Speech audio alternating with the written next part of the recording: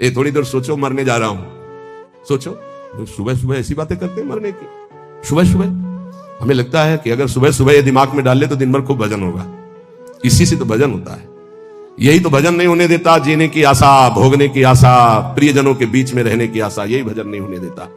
भ्रातर यही निमीलिता से नैने, जब तुम्हारे नेत्र मुंदने का समय आएगा उस समय को थोड़ा अभी ला के देखो। कौन है तुम्हारा? ये देखो अभी चलो। अब मकान छूट रहा है, पत्नी छूट जाएगी, पुत्र परिवार सब छूट रहा है, थोड़ी देर देखो घबरा जाओगे, अभी घबरा जाओगे। अगर पहले से ही तैयार थे तो घबराओगे नहीं, आनंद आएगा कि हाँ हमारी तैयारी फिट है। तैयारी क्या है? हर श्वास राधा राधा और गुरु प्रदत्त नाम। ये राधा राधा गुरु प्रदत्त है। कौन गुरुदेव है इसके देने वाले? स्वयं किशोरी जो है। राधे विष्टम संप्रदाय करता आचार्यो राधा मंत्रदा सदगुरुश्च मंत्रो राधा, सदगुरुश्च राधा मंत्रो राधा। वही है इत सजनी से लेकर के अभी तक जितने गुरुदेव वही हैं, वही गुरुदेव के रूप में दे रहे हैं। राधा राधा, बात मान लो।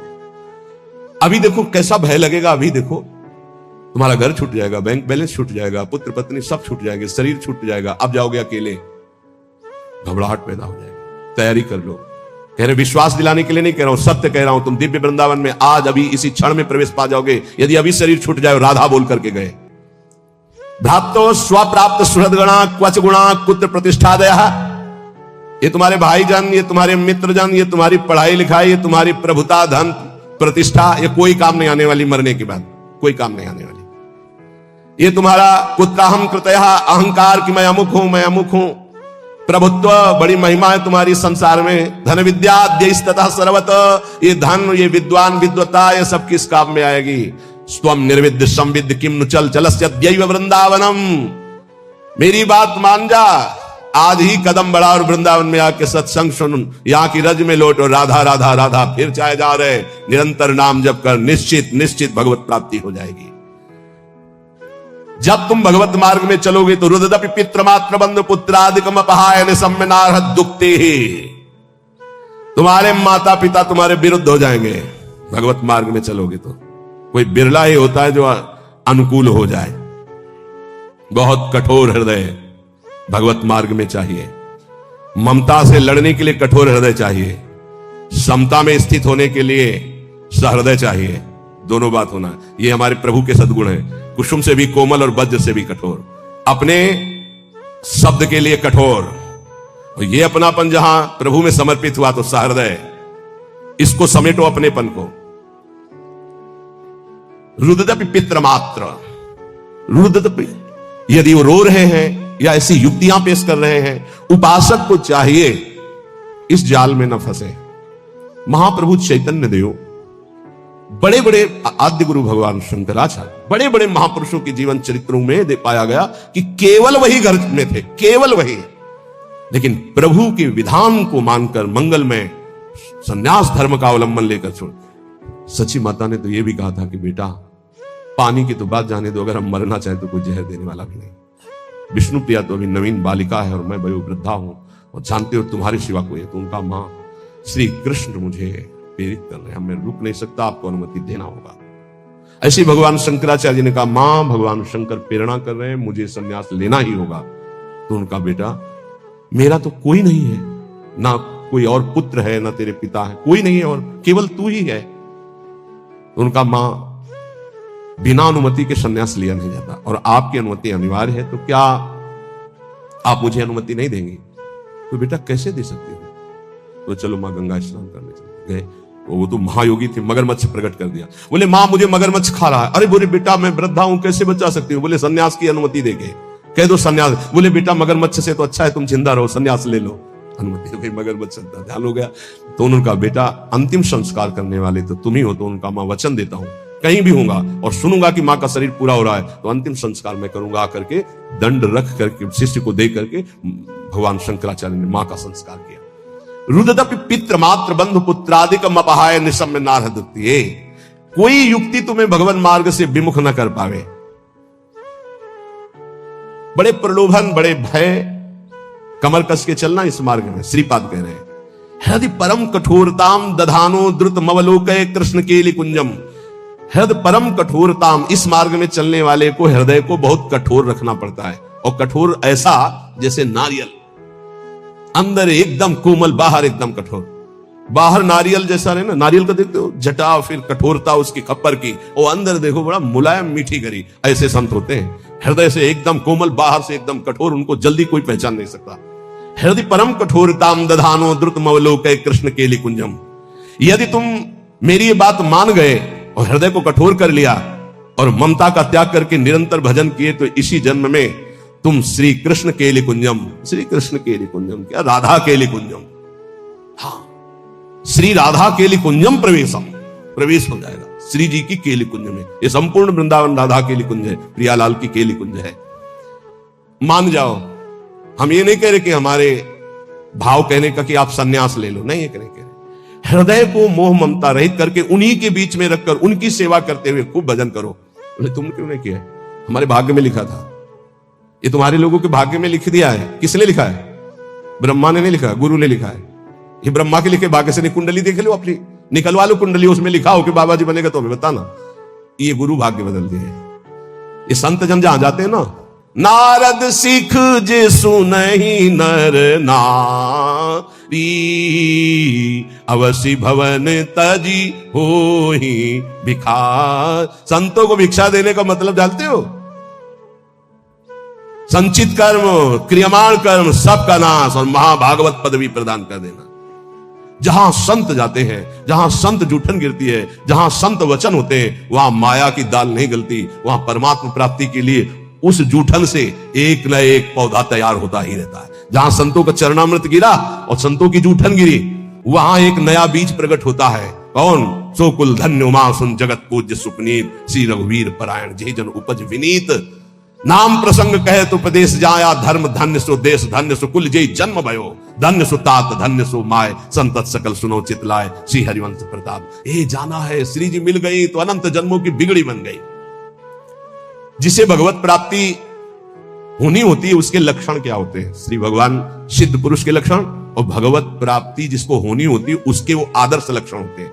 भगवान श्री कृष्णचंद्र जी गीता जी में कह रहे हैं कि हे अर्जुन, यदृच्छालाव संतुष्टो, ये बहुत सुंदर श्लोक है, जीवन में उतारिएगा।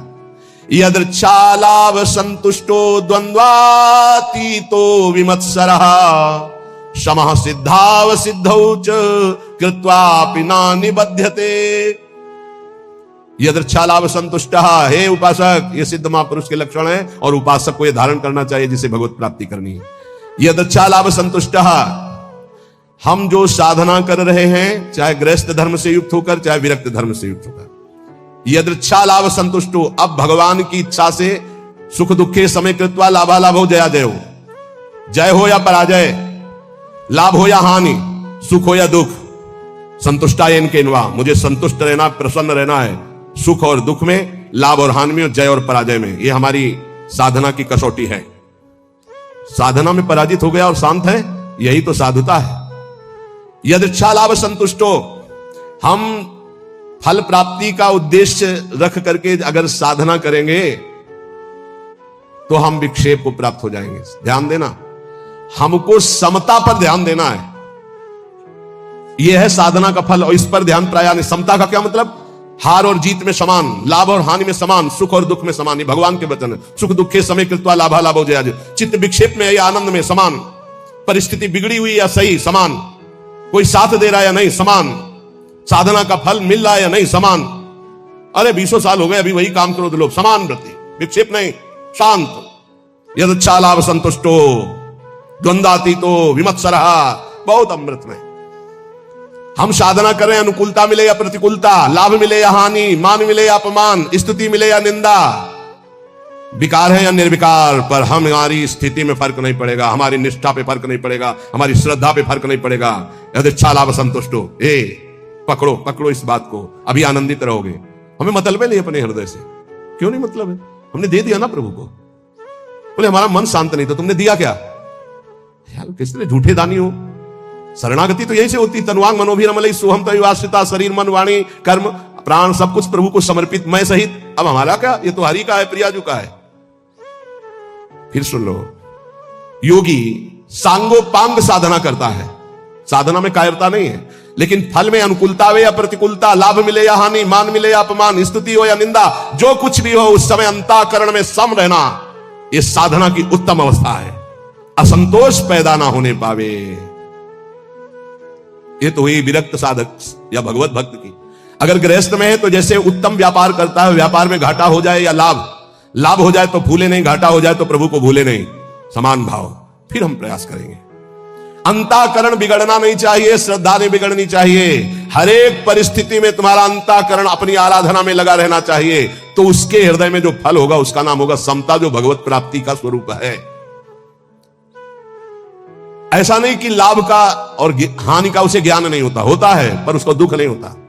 किसको? जो भगवत आश्रित भजन करने वाला होता है। लाभ होने पर अभिमान नहीं होगा, हानि होने पर दुख नहीं होगी, जय होने पर फूलेगा नहीं, पराजय होने पर निराश नहीं होगा। परिणाम में सुखी दुखी ना होना यह साधक का लक्षण है, परिणाम में सुखी दुखी होना यह संसारी पुरुष का लक्षण है। साधक का अंतःकरण अनुकूलता प्रतिकूलता के असर से ऊपर होता है। संसारी पुरुष का हृदय अनुकूलता पे हर्षित होता है, प्रतिकूलता पे रोता है, शोकित होता है। तुम संसारी पुरुष नहीं हो, घबराना नहीं, क्योंकि तुम साधक हो, भगवान के शरणागत हो। अंतःकरण में तुम्हारे ऊपर कोई प्रभाव नहीं पड़ना चाहिए अनुकूलता या प्रतिकूलता का। ये कब? जब पापाचरण नहीं होंगे तब। पापाचरण होंगे तो केवल बातें सुनोगे, इसका प्रभाव पड़ेगा। यदृच्छा लाभ संतुष्टा, जैसे प्रभु तुम्हें रख रहे, जोई जोई प्यारो करे सोई मोई भावे। देख लो, प्यारे हराना चाहते तो हम जीतना क्यों चाहें? हम राजी है। प्यारे दुख में रखना चाहते तो हम सुखी क्यों होना चाहें? हमें दुख वो सुख से भी बढ़कर है जो हमारे प्यारे हैं। बने तो रघुबरते बने, और बिगड़े तो भरपूर। हम उस बिगड़ने पर भी सुखी हैं, क्योंकि प्रभु के विधान से हो रहा, मैंने थोड़ी सोचा है। यदृच्छा लाभ संतुष्टा, पहला बैठा लो, किसी भी स्थिति में विचलित नहीं होना, किसी भी स्थिति में नहीं, ऐसा नहीं होता। लाभ हो या हानि हो, अनुकूलता हो या प्रतिकूलता हो, मान हो या अपमान हो, निंदा हो या स्थिति हो, समान भाव रख के तब माना जाएगा इष्ट प्रेम या गुरु प्रेम। जोई जोई प्यारो करे सोई मोई भावे। ये कोई सरल भाव नहीं है। प्यारे ने कैंसर दे दिया, भावे गाओ, जोई जोई प्यारो करे सोई मोई भावे। अनुकूलता में तो सब गाते हैं जोई जोई प्यारो करे सोई मोई, प्रतिकूलता में गाओ जोई जोई प्यारो करे सोई मोई। आगे कह रहे द्वंद्वातीतो विमत्सरः, जो भगवान का भक्त होता है उस पर किसी भी द्वंद्व का प्रभाव नहीं पड़ता, सिद्ध महापुरुष पर।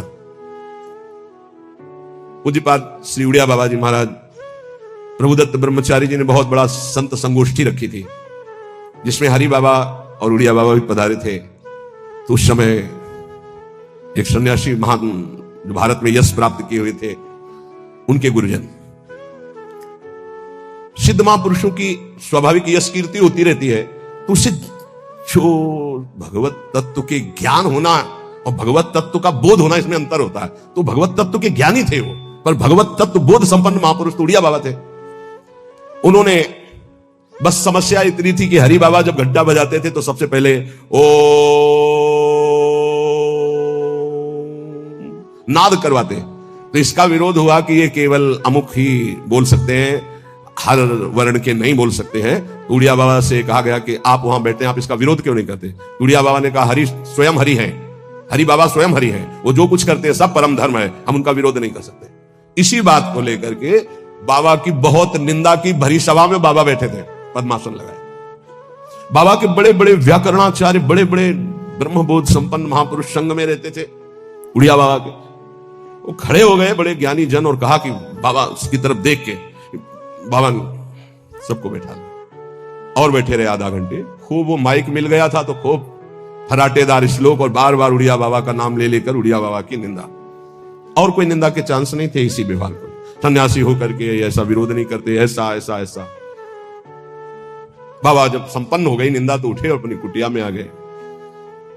सब शिष्य जन जो और मित्र जन जितने थे सब, बाबा आपने रोक क्यों दिया उनके, तो हम मुख बंद कर देते, ऐसी नहीं बोले। यही सत्संग सुना तुमने, यही आज तक हमारे संग का फल रहा कि तुम उनका मुख बंद कर। देखो वो जो निंदा कर रहे हैं सही कर रहे हैं, शरीर धर्म को लेकर के अगर निंदा कर रहे हैं तो बहुत सही बोल रहे हैं, और आत्मस्वरूप को लेकर कह रहे हैं तो जो वो आत्मा है वही आत्मा है, अभेद है, वो अपने आप की अपनी निंदा कर रहे हैं। तो हमें क्या परेशानी है, क्योंकि आत्म तत्व तो एक है।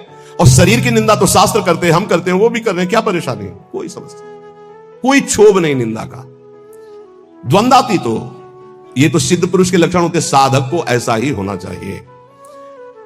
अगर हमारी कोई निंदा करता है तो हमको बिल्कुल ऐसे रहना है जैसे कोई हमारी प्रशंसा करे तो हम कैसे रहते हैं। प्रशंसा में हम तटस्थ रहते हैं, हृदय में हर्ष नहीं होने देते। तो निंदा में हमें तटस्थ रहना, हृदय में शोक नहीं होने देना। ये द्वंद्व है, निंदा और स्तुति। ऐसे ही मान अपमान में, ऐसे ही अनुकूलता प्रतिकूलता में, ऐसे ही सुख दुख आदि में, तो ऐसे ही जन्म मृत्यु में आप द्वंद्वातीत अवस्था को प्राप्त हो जाएंगे। ना आपको मृत्यु का भय होगा, ना जन्म का भय होगा, क्योंकि आप जीवन मुक्त हो जाएंगे। भक्त द्वंद्वातीत होता है। और विमत्सरा, ये बहुत बड़ा दोष है, ये दोष बहुत बड़ा है। इसे कहते हैं ईर्ष्या मत्सरति, मेरे से आगे निकला। ईर्ष्या बहुत बहुत बुरी है, और ये बहुत बड़ी जगह से होती है। छोटे मोटे को तो समझ में नहीं आती कि मेरे अंदर ईर्ष्या है, बड़े बड़े में ईर्ष्या होती है। जब अपने से अधिक किसी की प्रशंसा या सुख देखकर जलन जो होती है, उसे कहते हैं मत्सरता, ईर्ष्या।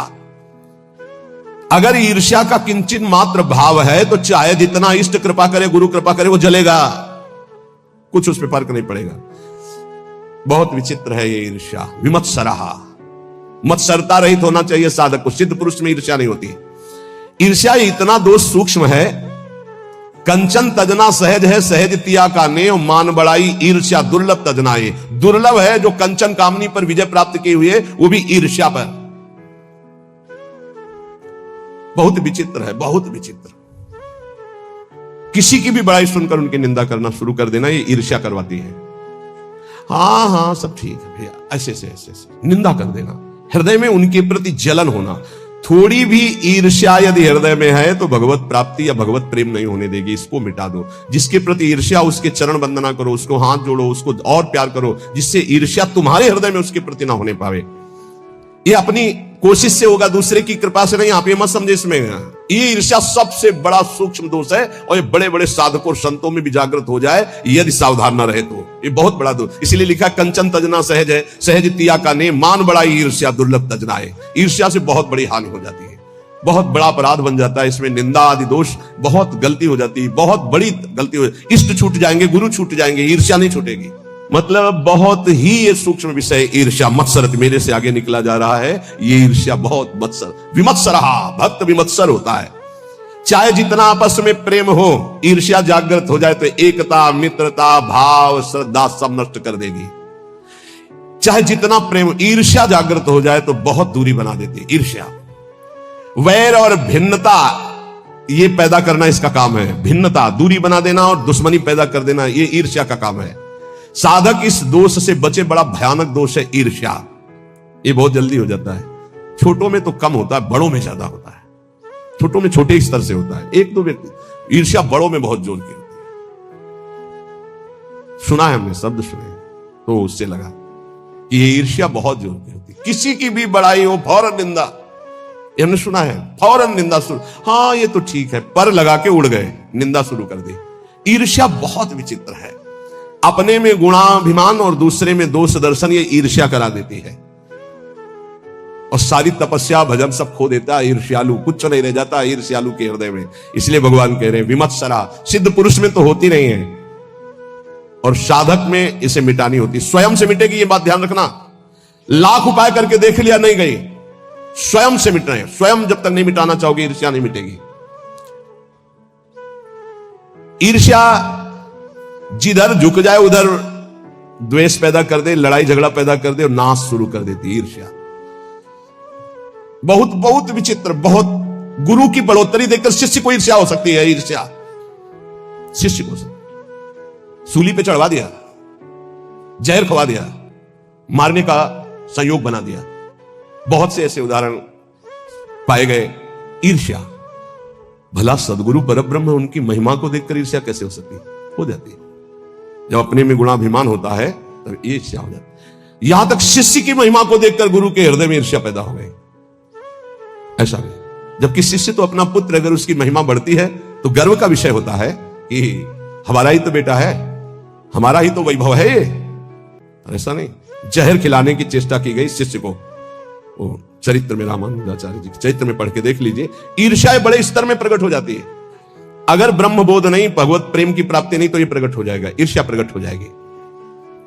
सदगुरुदेव भगवान के वचन। किसी भी क्रिया की प्रतिक्रिया ईर्ष्या से हो सकती है। किसी भी क्रिया की प्रतिक्रिया। ये गुरुजनों के प्रति भी हो सकती है, शिष्य के प्रति भी हो सकती है, मित्र के प्रति भी हो सकती है, बहन बहन में हो सकती है, भाई भाई में हो सकता है, पिता पुत्र में, कहीं भी ये ईर्ष्या हो सकती है। और ये सर्वनाश के सिवा इसका कोई परिणाम नहीं होता। केवल नाश और पतन के सिवा इसको कोई परिणाम नहीं होता। ये शब्द याद कर, ईर्ष्या का केवल, किसी और का नहीं, अपना। ईर्ष्या केवल नाश और पतन के सिवा और कुछ नहीं देती है। इसलिए सुखपूर्वक संसार बंधन से मुक्त होने के लिए इस ईर्ष्या का अवश्य त्याग करें। श्री भगवान आगे कह रहे, क्षमा सिद्धाव सिद्धौच। साधक दोनों बात में समान भाव रखे, सिद्धावस्था और असिद्धि में। साधना सफल होती नहीं दिखाई दे रही तो भी हमारी सफल है। राधा नाम व्यर्थ जाएगा क्या? वृंदावन वास, वृंदावन आना, सत्संग सुनना व्यर्थ जाएगा क्या? हमारे अंदर ठीक है, दिव्यता नहीं आ रही तो आज नहीं आ रही, कल आएगी, नहीं आएगी तो नहीं आएगी। राधा राधा राधा, भगवान आदेश करे। क्षमा सिद्धाव सिद्धौच कह रहे, यदच्छालाव संतुष्टो द्वंद्वातीतो विमत्सरा समा सिद्धाव सिद्धौच कृत्वापि न निबध्यते।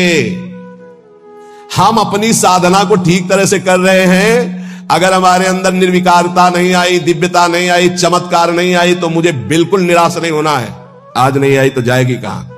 अवश्य आएगी, क्योंकि खेती वही है भाई। किसी कोई आज फसल काट रहा है तो कल हमारा नंबर आ रहेगा काटने का। हमको निराश नहीं होना है। रात्रि में 4 घंटे इसको लेटने के लिए देते हैं बस, बीमार स्थिति में। शायद बीमारी ना होती तो पद्मासन में इसको हम विश्राम देते, पर अब पद्मासन लगा नहीं सकते। शरीर सुख आराम त्याग किए बिना भगवत मार्ग में कोई भी विजितात्मा नहीं हो सकता। रगड़ो, इस शरीर को रगड़ो। हाथ में माला है या काउंटर है, टहल रहे हैं, जब नींद आ रही टहल रहे हैं, सिर्फ 4-5 घंटे शयन के लिए दीजिए। क्या कर पाओगे आगे?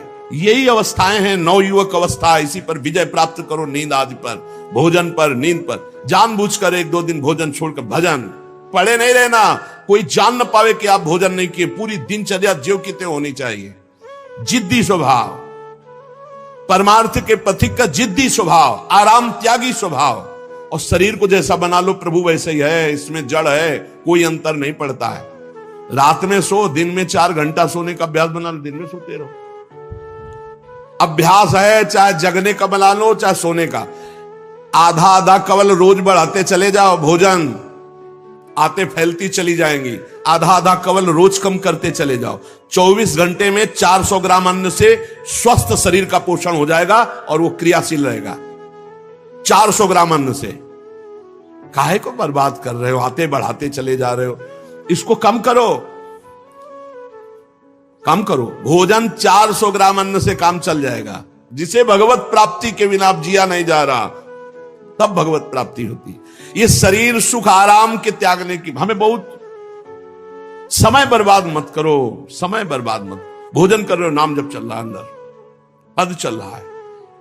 कोई भी भोग तुम्हें नहीं फंसा सकता यदि भगवान नाम चल रहा है। समझी नहीं?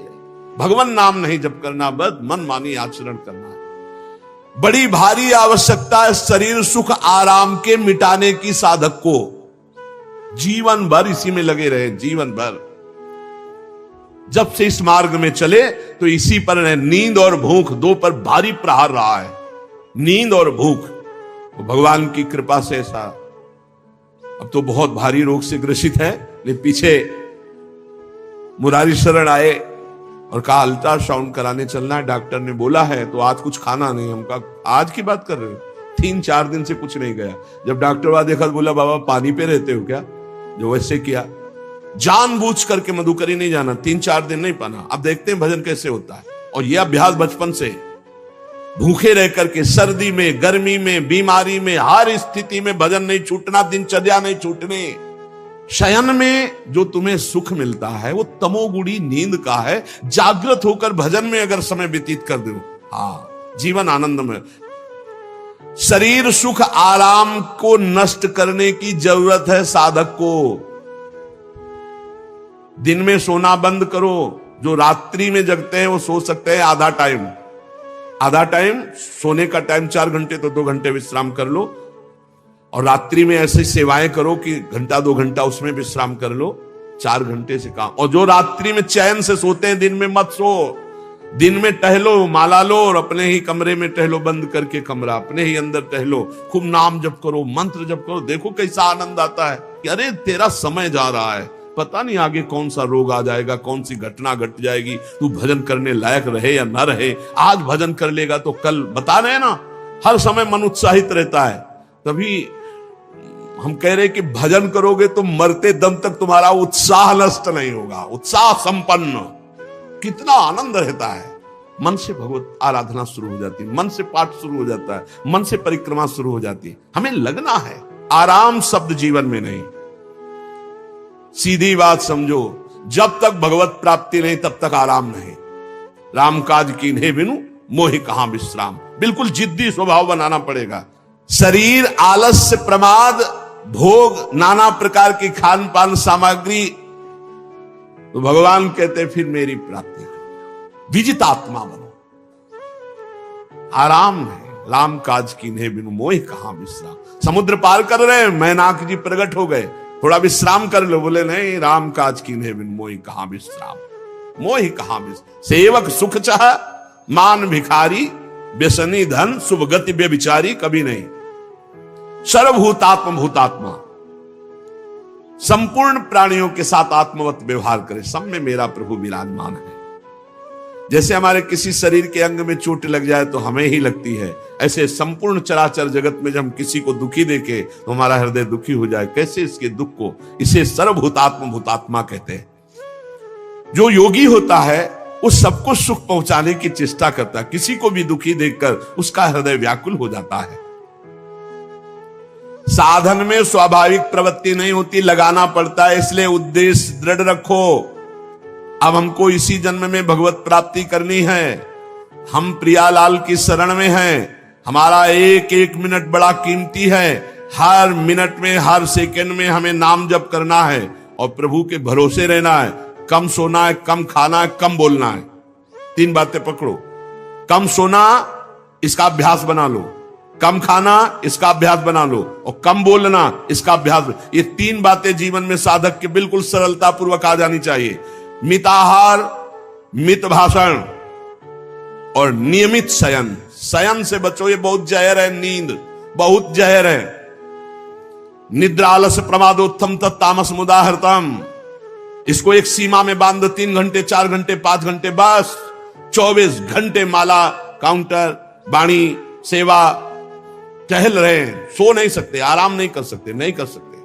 ये अभ्यास बनाओ तभी आगे बढ़ पाओगे। सत्संग रोज सुनते हो, देखो तुम्हें जो डांट लगती है, तुम्हें बहुत प्यार करते हैं प्रभु, बहुत प्यार करते, इसलिए डांट लगवा रहे हैं, इसलिए आपको सत्संग सुना रहे हैं। ये जीवन सार्थक कर लो, नहीं तो बहुत पछताना होगा। हम पशु पक्षी के जीवन में साधना नहीं कर पाएंगे। कैसे? हमारा चिंतन बदले। भगवान ने अगला शब्द का मदगत प्राणा, प्राण जिसके मेरे में समर्पित है। प्राण समर्पित का मतलब है प्राण वायु को लेकर प्रधान है। भोजन न मिले, जल न मिले तो भी हम जीवित रह सकते हैं काफी समय तक, क्योंकि प्राण वायु, प्राण बलवान पुष्ट होते हैं अन्न और जल से, लेकिन प्राणों की सत्ता वायु से है।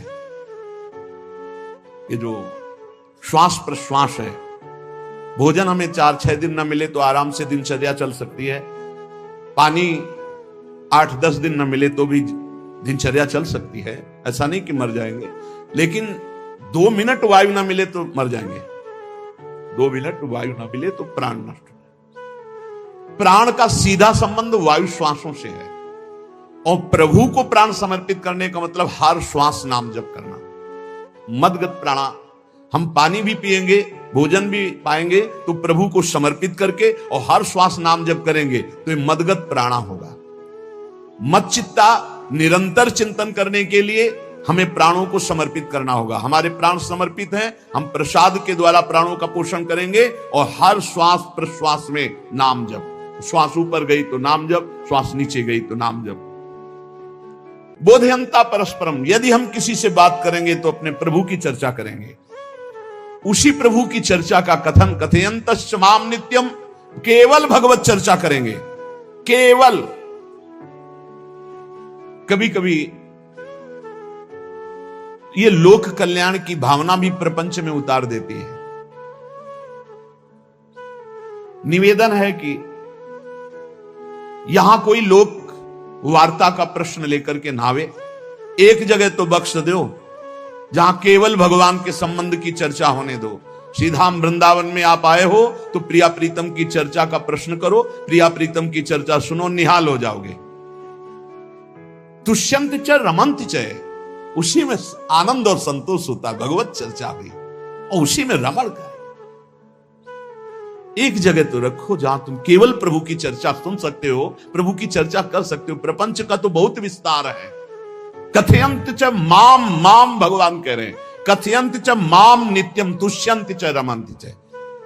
चलते हैं हम भगवत मार्ग में, फैल जाते हैं फिर दुविधा युक्त संसार प्रपंच में। केवल भगवत चर्चा, कथयंत च माम, भगवान केवल माम, मेरा, प्रियालाल की सिवा और कोई चर्चा नहीं। बार बार बोर्ड लगवा देते हैं, श्यामा श्याम की चर्चा के सिवा यहां कोई चर्चा न की जाए। आपको अगर आशा है कि यहां से कोई काम बनते हैं, तुम पहले आपको बता देते हैं हम असमर्थ हैं, हमारे में कोई सामर्थ्य नहीं है, हम केवल प्रभु की चर्चा करते हैं, प्रभु का नाम जपते हैं, प्रभु के लिए जीवन है, बस इतनी बात है। जो प्रभु में डूबना चाहता है वो आए, स्वागत है। इसके अलावा ना कोई आशीर्वाद, ना कोई तंत्र मंत्र, ना कोई जंतुर, ना किसी भी तरह की कोई ढांढस वृत्ति बना सकते हैं कि जाओ तुम्हारा ये ठीक हो जाए, तुक्का लग जाए, ठीक हो जाए, तुम्हारे भाग्य की बात है। यहां से कोई चमत्कार नहीं है। यहां एक ही चमत्कार है, मलिन मन को श्री भगवान में लगा देना, जीवन को जीवन मुक्त अवस्था में पहुंचा देना। निर्विकारता की स्थिति प्राप्त करने के लिए साधु समागम है। भगवान का आदेश है, यदि मुझे अनुभव करना चाहते हो, इसी जन्म में परमानंद की प्राप्ति करना चाहते हो, तो मय्ये वो मन आदत्स्व मयि बुद्धिम निवेश है। कैसे करोगे? तो भगवान कह रहे मत चित्ता, मेरे में चित्त लगाओ। चित्त कैसे लगेगा? चूंकि हम प्राणों से बहुत प्यार करते हैं, देह प्राण ते प्रिय कछुनाई, इसलिए भगवान को कहना पड़ा प्राण मेरे को समर्पित करो। कैसे समर्पित करें? जो खाओ पियो भगवान को भोग लगा के, और रात दिन नाम जप में, हर श्वास में भगवत चिंतन। अगर वार्ता करनी तो बोधयंता परस्परम कथयंतश्च माम नित्यम, केवल मेरी चर्चा। बड़ा दुर्लभ हो रहा है, भगवत चर्चा होना बड़ा दुर्लभ हो रहा है। भैया ये सब सुनहु भरत भावी प्रबल, बिलख कहो मुनिनाथ, हानि लाभ जीवन मरण जस अपजस विधिहात। जब कर्मों का फल भोगने का आया तो महात्मा जी, और जब पाप कर्म करने जा रहे थे तो पूछ लेते हमसे कि हम पाप कर्म करने जा रहे हैं, आपकी अनुमति है क्या? तब नहीं, तब किसी ना भगवान की याद की ना गुरु की याद की, मनमानी आचरण किए। तो अब भोग आया है, अब भोग लो, उसको भोगना पड़ेगा, वो यही मिलेगा तुम्हें।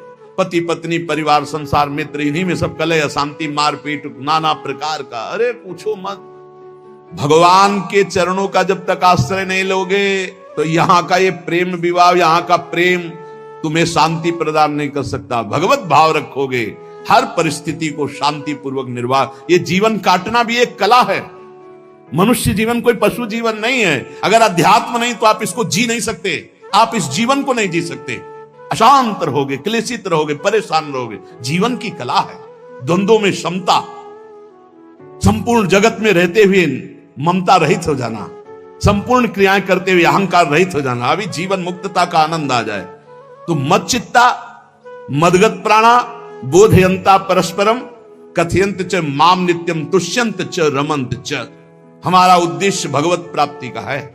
जो भगवत संबंध से भगवत प्राप्ति करना चाहता है उसके लिए दरबार खुला है, फ्री है, कोई फीस नहीं है, कोई शर्त नहीं है। तुम कौन हो, कहां के हो, कोई मतलब नहीं। आपका केवल संबंध भगवान के संबंध से वार्ता होगी तो यहां हो सकती है। इसलिए सावधानी होकर हमारे समय को निरर्थक ना किया जाए। बहुत कीमती समय, जब प्रश्न होता है तो फिर उस पर चर्चा करनी ही होती है। हमें सिर्फ भगवान का आदेश है, कथयंतश्च माम नित्यम तुष्यन्ति च रमन्ति च।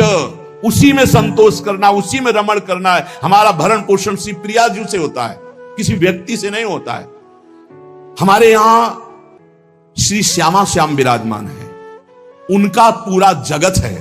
तुम्हारी बुद्धि में मेड़ है, भेदभाव है, उनके लिए भेदभाव नहीं। सब मम प्रिय, सब मम उपजाए, तो हम अपने स्वामी के अनुसार चलेंगे। सब मेरे प्राणनाथ श्यामा श्याम के जन है। कोई भी हो, इतना ना छोटा ना इतना बड़ा, ना इतना प्रिय ना इतना प्रिय, सब बराबर है। एक तरफ चाहे गुणात्मा, गुण से युक्त महात्मा, और एक चाहे दुरात्मा, दुर्गुणों से युक्त, दोनों को ऐसे दुलार करके श्री जी की तरफ बढ़ाने वाला मार्ग ये मार्ग यहाँ का है। कथयंत च माम नित्यम तुष्यन्त च रमन्त च तेषाम सततयुक्तानाम भजताम प्रीति पूर्वकम।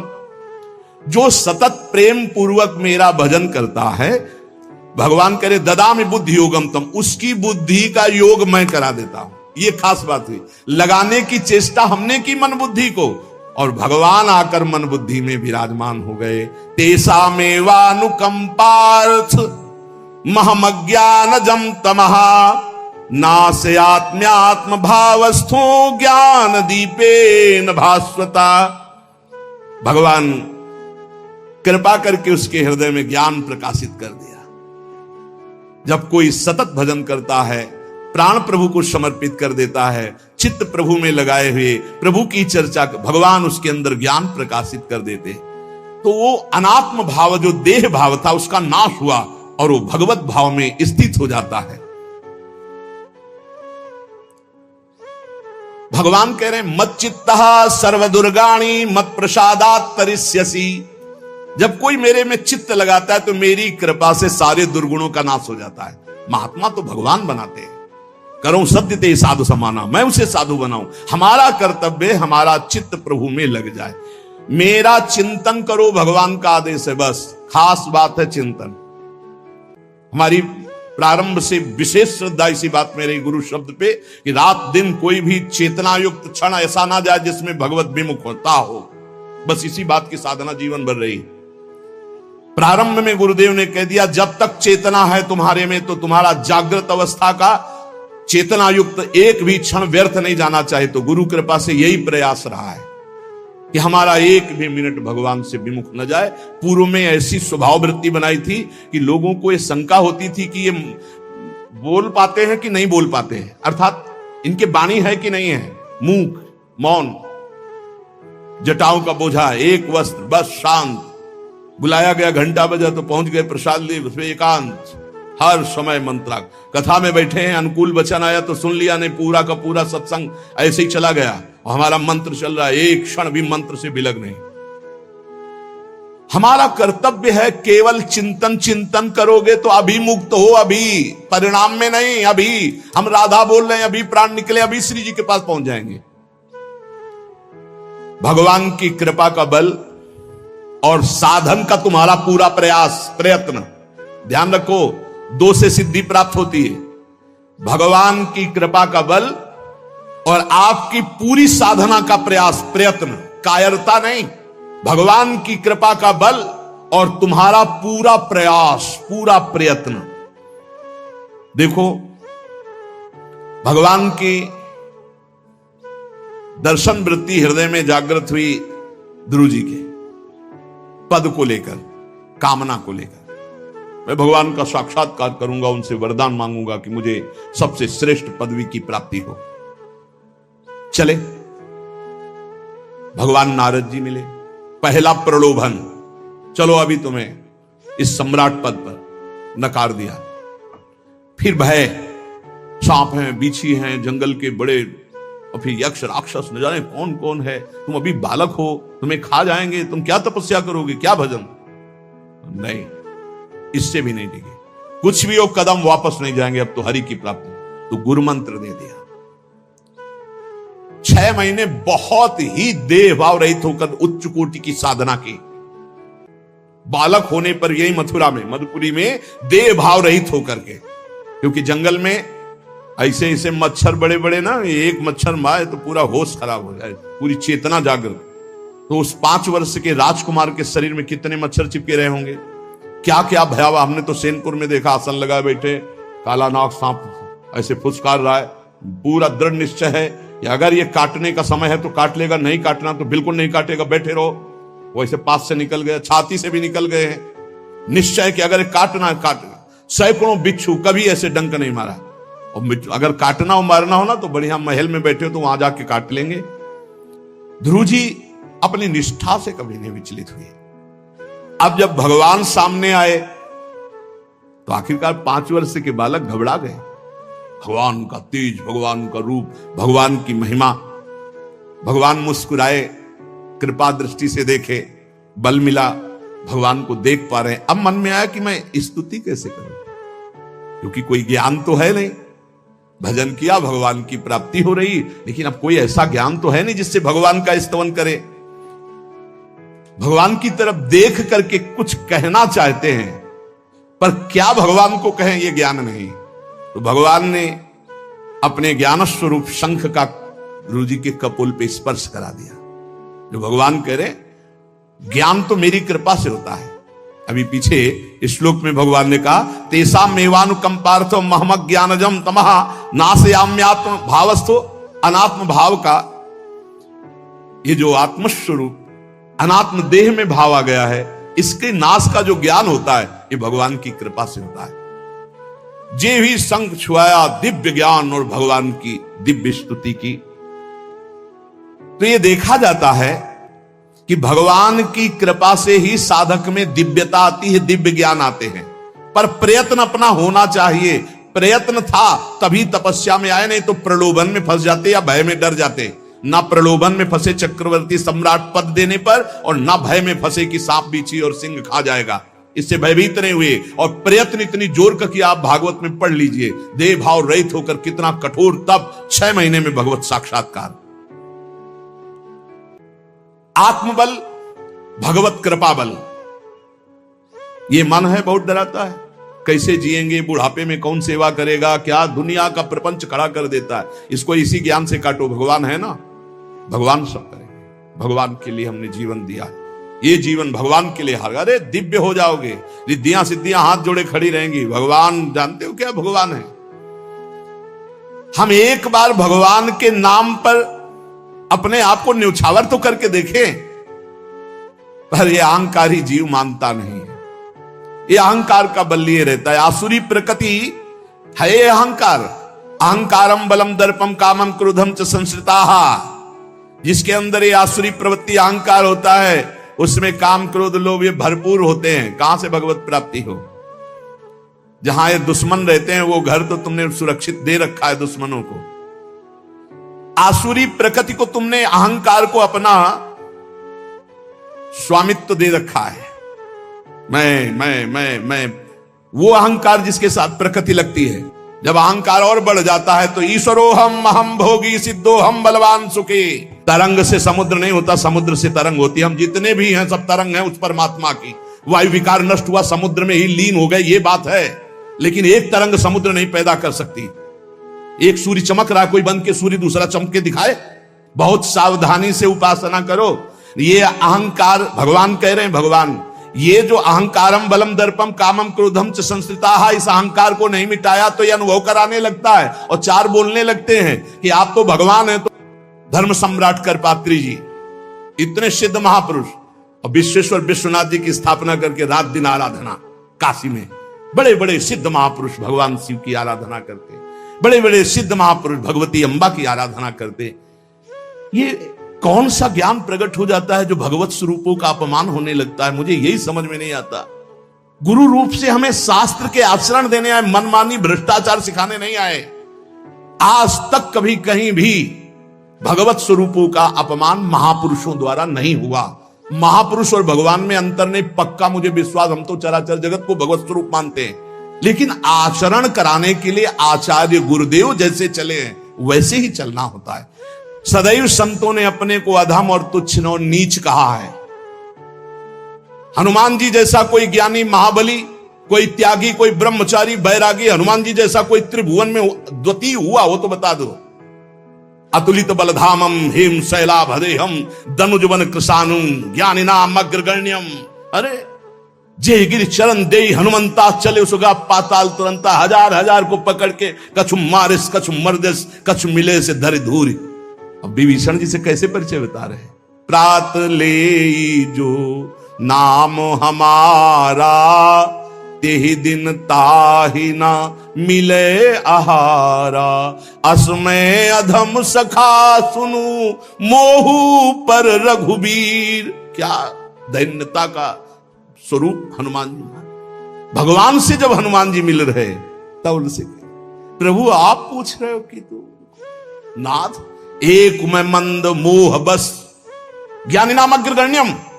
एक में मंद मोह बस कुटिल हृदय अज्ञान पुनि प्रभु मोहि विसारेऊ दीन बंधु भगवान। जय प्रणतारित भंजन। चरणों में लौट गए हनुमान जी महाराज। सबरी जी भगवान सामने बैठकर स्तुति करते हैं। जो नवधा भक्ति है वो उपदेश नहीं है, सबरी जी की स्तुति है। ये सब भक्ति सबरी जी में विराजमान, क्योंकि उसी समय सबरी जी भगवत धाम जाती है तो उपदेश तो उसको दिया जाता है जो आचरण में उतारे। सबरी जी तो सिद्ध महापुरुष अभी भगवत धाम जा रही भगवान के सामने ही। वो क्या कहती, अधम ते अधम अधम अति नारी, तीन मह में मति मंद अघार। हरिवंश महाप्रभु, क्वाहम तुच्छः परम अधमः प्राण्यो गर्ह कर्मा, यत्तन्नाम स्फुरति महिमा हरेश वृंदावनस्य। इन सब बड़े बड़े आचार्य महापुरुषों ने भगवान की दास्ता स्वीकार करके, जीवन अर्पित करके, आचरण करके दिखाए। जहां ये आसुरी अहंकार होता है तो ईश्वरोहम महम भोगी सिद्धोहम बलवान, ये सिद्धावस्था नहीं है, ये तमोगुणी आसुरी अहंकार का परिणाम है जो ये दिखाई देता है भगवत स्वरूपों का अपमान करके। नहीं, यद्यपि अभेद है वो महापुरुष, शिव और वो अभेद है, पर आचरण जब करेगा तो स्वामी और सेवक का करेगा। काशी नगरी सिद्धों की नगरी है, ज्ञानियों की देखा, बड़े बड़े सिद्ध परमहंस जाते हैं शंकर जी के दर्शन करने, विश्वनाथ जी के, तो जिनकी कमंडल भी नहीं, दिगंबर है ना, तो वो भी ऐसे हाथ उठा के नमः पार्वती पते, और बस ऐसे सर झुकाए खड़े रहते हैं। जल भी नहीं है, पत्र भी नहीं है, ऐसे वो हम सब खड़े खड़े घंटों खड़े रहते। तो वहां के शिव पार्षदों से ऐसा करुणा में प्रेम हो गया था कि वो हमें नहीं हटाते थे, तो एक कोने में घंटों खड़े रहते थे और दर्शन करते रहते थे भगवान विश्वनाथ जी। तो जैसे ऐसे अवधूत आते, न कोई जल का कमंडल है, न कोई पत्र है, न पुष्प, नजदीक गए और नमः पार्वती पते हर हर महादेव, बस सर झुकाए, ये है। और स्वयं शिव स्वरूप है, इतना अंतर नहीं ब्रह्मबोध में। भक्तों में भी कभी कभी आम प्रकट होता है, वो वाणी से आपको दिखाई देगा, लेकिन वो आसुरी अहंकार नहीं होता, ध्यान रखना। ये उनका भागवतिक बल होता है, ये आसुरी अहंकार नहीं होता। जैसे जनक जी की सभा लगी हुई है, भगवान श्री राम लक्ष्मण जी विराजमान है विश्वामित्र जी के समीप बड़े सौम्य भाव से। जनक जी महाराज ने देखा कि बड़े बड़े वीर आए, पर धनुष यज्ञ में धनुष को अजगों को कोई उठा ही नहीं पाया, खंडन की तो बात जाने दो। रावण बाणासुर आया, आरती प्रणाम करके चले गए, अब आशा ही खत्म हो गई, कोई उठाने वाला ही नहीं। तो उन्होंने कहा वीर विहीन मही मैं जानी, अब मैं आज जान गया कि पृथ्वी वीरों से रहित हो गई। अगर मैं ऐसा जानता कि इस भूमंडल में कोई वीर ही नहीं अजगों का खंडन करने वाला, तो मैं ऐसा प्रण नहीं लेता, मेरी जान की कुंवारी रह जाएगी। ऐसे विकल होके वीर विहीन मही मैं जानी। जनक जी ने इतनी बात जेव ही कही तो लक्ष्मण जी कूद पड़े सिंह शावक की तरह उछलकर, और कहा कि जहां रघुकुल भूषण भगवान श्री राम विराजमान हो, जनक ये बड़ी तुमने निराशापूर्ण बात कैसे कह दी? तुमने ऐसी बात कह दी जहां रघुकुल भूषण भगवान श्री राम विराजमान है। ताल ठोकी और कहा अगर इनका इशारा हो जाए, समझो, जो तुम्हारी अनुशासन पाऊं, कंदुकी ब्रह्मांड उठाऊं, काचे घट जिमी डारों फोरी, सकऊं मेरु मूलक जिमि तोरी, कमल नाल जिमि चाप चढ़ाऊं, जो जन सत प्रमाण ले धाऊं। हे जनक, जहां रघुनाथ जी विराजमान होते वहां ऐसी बात नहीं कहते, तुमने ऐसी बात कैसे कह दी? अगर मेरे स्वामी का आदेश हो जाए अभी तो पूरे ब्रह्मांड को कच्चे घड़े की तरह तोड़ दूं। ये अजगौ पुराना 100 योजन एक बार में दौड़ते हुए जाऊं और इसको ऐसे कमल लाल की तरह तोड़ दूं, मेरे स्वामी का आदेश हो। यह अहंकार नहीं है। पहली बात कही, जो तुम्हार अनुशासन पावो, अगर मेरे प्रभु श्री राम की आज्ञा हो जाए। और लक्ष्मण जी ने एक बात और कही कि तोरों छत्रक दंड जिमि तव प्रताप बलनाथ, आज के बाद कभी धनुष स्पर्श नहीं करूंगा यदि मेरी बात झूठी हो जाए। आपके प्रताप से इसे बरसाती छत्ते की तरह तोड़ दूं इस अजगौ को, अगर आपका आदेश हो। तो प्रताप बलनाथ, यह अहंकार नहीं है, यह भक्त का भगवत प्रताप है। दशानन कह रहा है, अरे मुझे क्या भय, तेरी सभा में अगर कोई वीर हो तो मेरा पैर उठा दे, मैं राम जी का एक छोटा सा सेवक हूं। तू मेरे प्रभु को बार बार मनुष्य कह रहा है, मैं जिनका सेवक हूं। तेरी सभा में तू जो अपने सभा बलों के बल पर बलवान होकर कहता है कि ये सब आहार है, तो मैं उनका एक छोटा सा दूत हूं। अगर कोई मेरा पैर उठा दे तो जानकी जी को राम जी हार जाएंगे, वापस चले जाएंगे। राम प्रताप सुमिरपन रूपा। सभा में पैर हाहाकार मच गया। जब स्वयं दशानन उठा, मारा घूसा, 4 मुकुट राम जी के चरणों में गए। राम जी के चरणों में झुक, तब तेर बचेगा, मेरे चरणों में झुकने से नहीं। कोई उठा नहीं पाया। ये अंगद का अहंकार नहीं, ये भक्त का भगवत प्रताप होता है। राम प्रताप सुमेरी परण रूपा।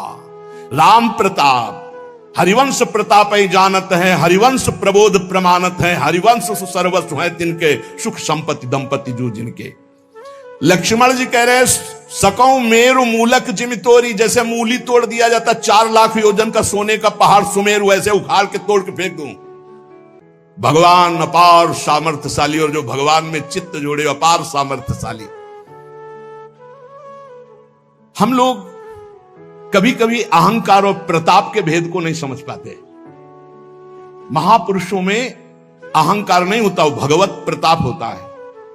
जो आसुरी अहंकार है वो तो भगवान की शरणागति से नष्ट हो जाता है। भगवान का प्रताप भक्तों के जीवन में उदय होता है। भगवान बहुत कृपालु हैं, बड़ी करुणा की है। अपना मार्ग हमें देने के लिए सत्संग दे रहे हैं, कथन श्रवण का सौभाग्य मिला है। इसी जन्म में हमें भगवत प्राप्ति करनी है। अपार बलशाली माया को परास्त करने का बल केवल भगवान की कृपा से प्राप्त होता है। इसलिए नाम जप करो, भगवत लीला गायन गुणगान करो, और भगवान से प्रार्थना करो कि मेरा अहंकार आपके चरणों में समर्पित हो जाए। सारा दोष इसी अहंकार का है। ये संस्कृति मूल शूल प्रद नाना, सकल शोक दायक अभिमाना, ताते करें कृपा निधि दूरी, सेवक पर ममता अति भूरी। हमारे ऊपर बहुत प्यार है प्रभु का, हम उस प्यार के बल से अहंकार को प्रभु के चरणों में समर्पित करके इसी जन्म में जीवन मुक्त हो जाए। शेष चर्चा आगे। श्री राधा वल्लभ लाल की जय। जैसे तिल है, उसका तेल लीटरों में बिकता है, और जब पुष्प के पराग के रस से मिला दिया जाता है तो तोला में बिकता है। उसे फुलेल कहते हैं। जो इत्र में मिलाया जाता है, जो मूल इत्र होता है तो बहुत थोड़ा होता है उसमें, और अगर महंगा तो फिर चंदन में, या और ये जो तिल की कीमत है और जो सुगंधित इत्र की कीमत है, किसी तरह मेल नहीं बनता। वो लीटरों में बिकने वाला वो तोला में बिक, पर जब तिल का संयोग तेल का इत्र से हो जाता है तो वो भी तोला में बिकने लगता है। ध्रुवदास जी महाराज कहते हैं, जो संग है यदि रसिकों का हो जाए तो आप कीमती बन जाओ।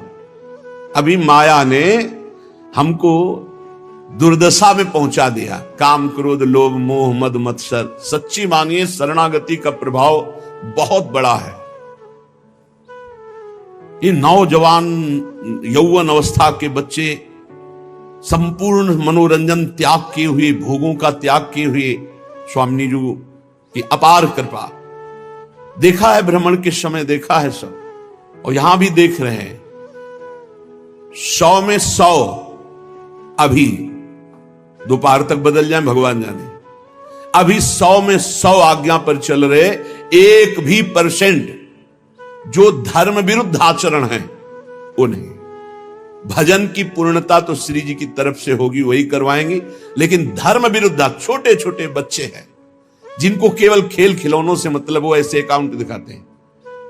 इतने बड़े हैं, 60,000 राधा नाम जपा, और बढ़ाओ अगली बार 80,000 राधा नाम। इनकी क्या कोई महिमा जाने, अभी ठीक से चल नहीं पाते। 70-80 हजार राधा नाम जपे छोटे छोटे बच्चे, इनकी महिमा आगे जानते हो क्या प्रकाशित होगी। यही जगत को पावन करने वाले, चाहे गृहस्थ बन जाएं चाहे विरक्त बन जाएं, दोनों में ये जगत पावन करने वाले महात्मा होंगे। कहा न होई संत संगते, देखो तिल अरु तेल, मोल तोल सब फिर गयो, पायो नाम फुलेल। इत्र की भांति तेल बिकने लगता है। संग का प्रभाव देखो, इत्र के संग से वो इत्र की तौल में बिकने लगता है। ऐसे ही अगर हमें संत संग मिल जाए तो पारस और संत में बड़ा अंतर है। पारस तो लोहे को छूकर सोना बना देती, पारस नहीं बना देती, लेकिन संत आप सरिस चाहे सब कीन्हा, अपने समान सबको बना देते हैं।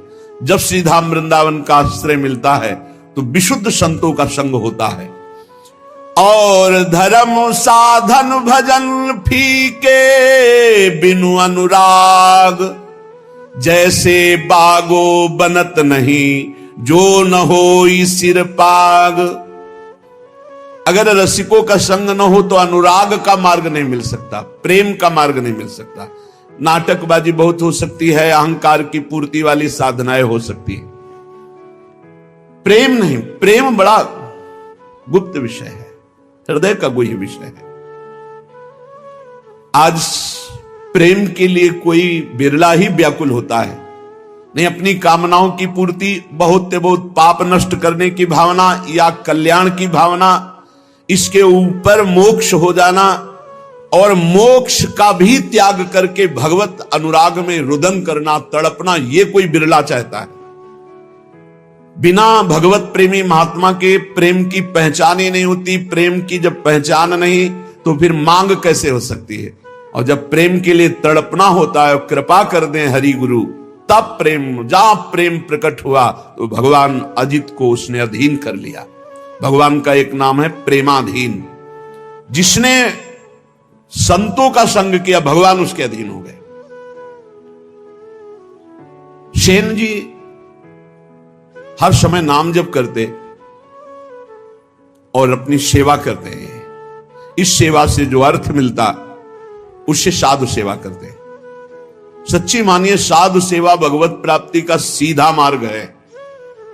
भगवान को भोग लगाओगे, दृष्टि भोग पाएंगे, और भगवान को पाते देखना है तो संतों को पवाओ। भगवान नाम जापक, भगवत प्रेमी महात्मा जब बैठकर पाते हैं तो उनके मुख से साक्षात श्री हरि प्रिया पाते हैं, प्रभु पाते। विश्वास रखो, साक्षात प्रभु पाते हैं। भक्तमाल जी में आया, जैसे बेटे गर्भ में हो और उसको पवाना हो तो क्या करो, मां को अच्छे अच्छे पदार्थ पवाओ तो बेटी की पुष्टता हो जाएगी। ऐसे ही संत जन है मां और हरि है गर्भस्थ शिशु। जो संतों को पवाता है मानो भगवान को पवा रहा है। राजा की अंग सेवा में सेन जी जाया करते थे। रोज चरण मालिश, शरीर की मालिश करते, जो भेंट मिलती संत सेवा करते। एक दिन जा ही रहे थे सेवा के निमित्त राजा के यहां कि देखा साधु मंडली, बस साष्टांग दंडवत की प्रार्थना की। संत तो श्रद्धा देखते हैं,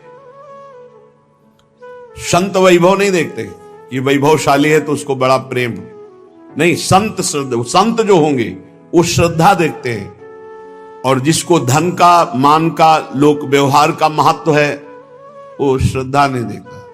संतों ने देखा सेन जी की अपार श्रद्धा, अश्रुपूरित। भगवान आज हमारे कुटिया में चले और हमें पावन करें। हाँ हाँ, संत तो श्रद्धा देखो। मारो महान मंगल उदय हो गया हृदय में, ऐसा आनंद की धूम मच गई। भूल गए कि राजा के यहां जाना है। राजा तो राजा ही होता है, रजोगुणी स्वभाव का।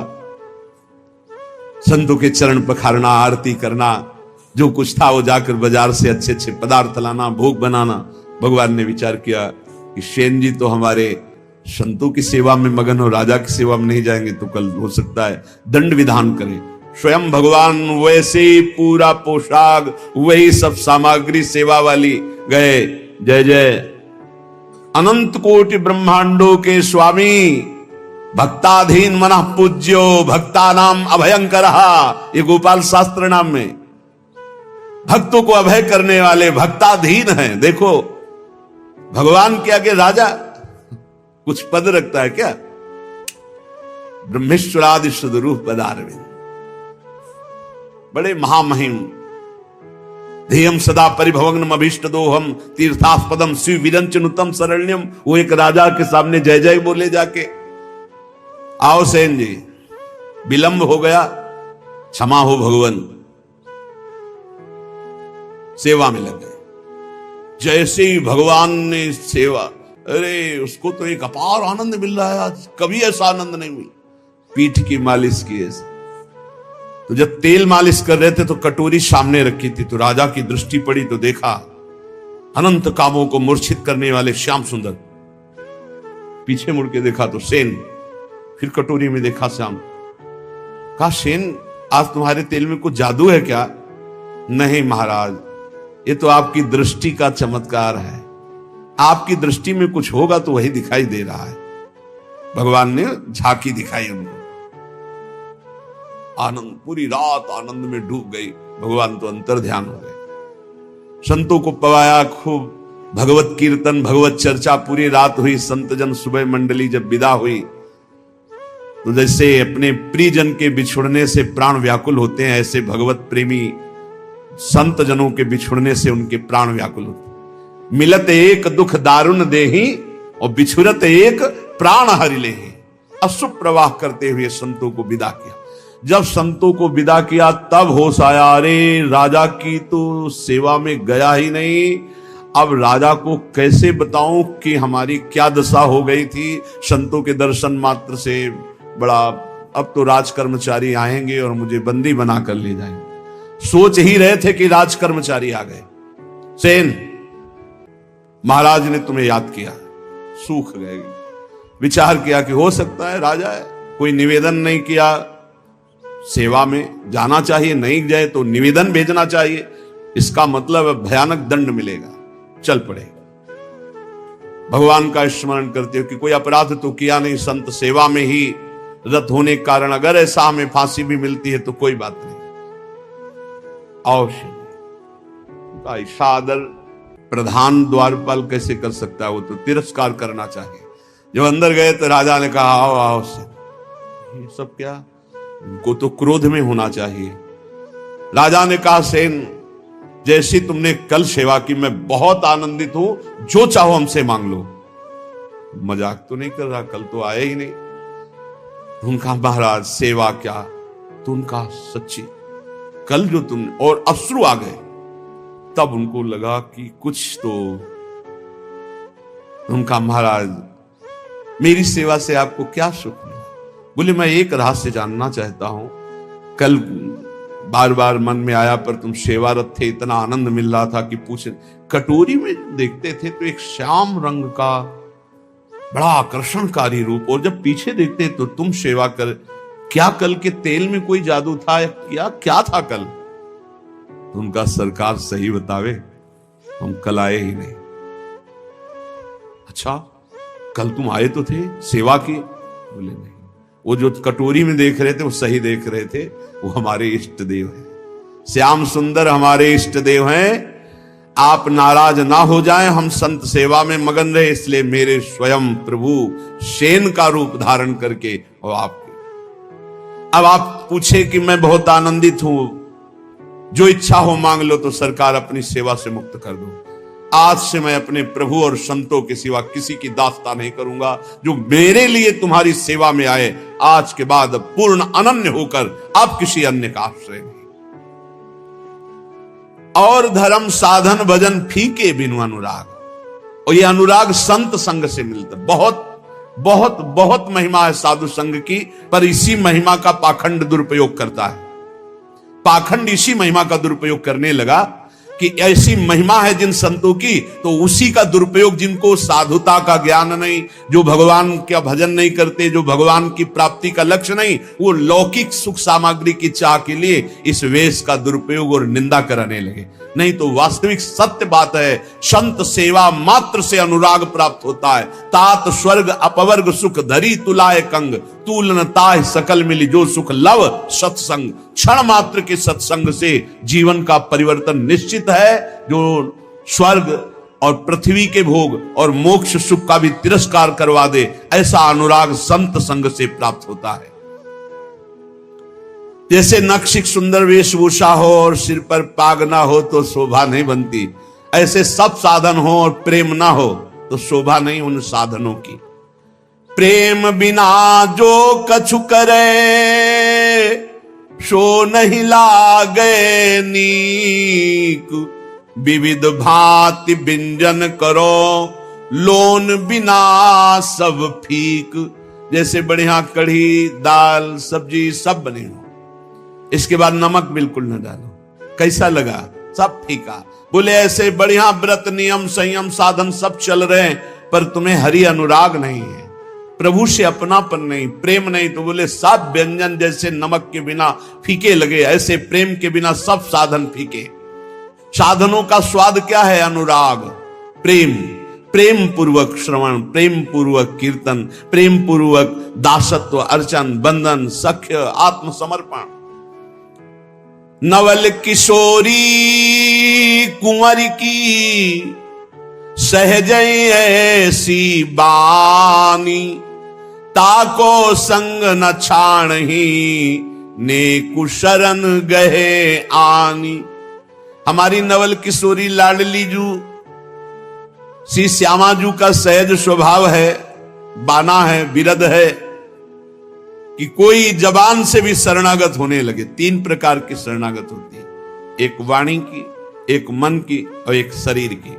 अगर वाणी से भी शरणागत हो हमारे माई श्यामा जू का राज, मेरी महारानी श्री राधा रानी, मेरे प्राणनाथ श्री श्यामा, वाणी से शुरू कर दो तो नेक 3 में किसी एक की शरणागति भर हो जाए तो स्वामिनी जू संभाल ले।